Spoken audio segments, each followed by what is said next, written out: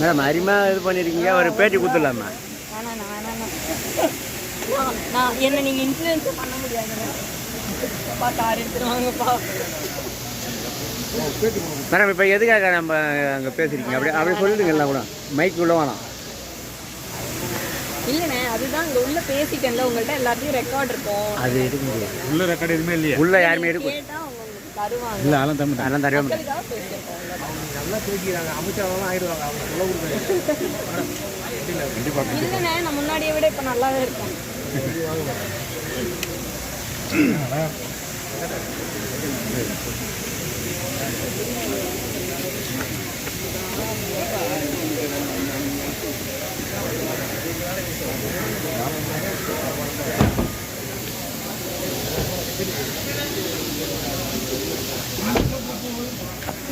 ஒரே ஒரு விஷயம், நம்மளுடைய எதிர்கட்சியை சேர்ந்த சகோதரி முன்னாள் அமைச்சர் நம்மளுடைய சந்திரபிரியா அவர்களை வந்து நாங்கள் வாழ்த்துக்கிறோம். ஏன்னா புதிய கல்விக் கொள்கையை எடுத்து பொறுக்க முடியாமல் அதில் இருக்க குறைகளை எல்லாம் படிப்படியாக சுட்டி காட்டி அவங்க வந்து இந்த ஆட்சியினுடைய ஆதரவு இருக்கிற சூழ்நிலை, அந்த ஆட்சியில் இருக்கிறதால அதை வந்து இப்போ அவர் வந்து அதை மழுப்பி பேசினார் வழிய அவர் சொன்ன கருத்துக்கள் அத்தனையும் புதுச்சேரி மக்களுக்கு ஏற்புடைய கருத்துக்கள். அதில் இருக்க அநீதியை பூரா சொன்னார். ஆனால் அதில் நான் குறிக்கிடும் போது மட்டும் எதிர்கட்சியில் இருக்கணும்னா பிஜேபியில் இருக்கணும் குறிக்கிட்டாங்க.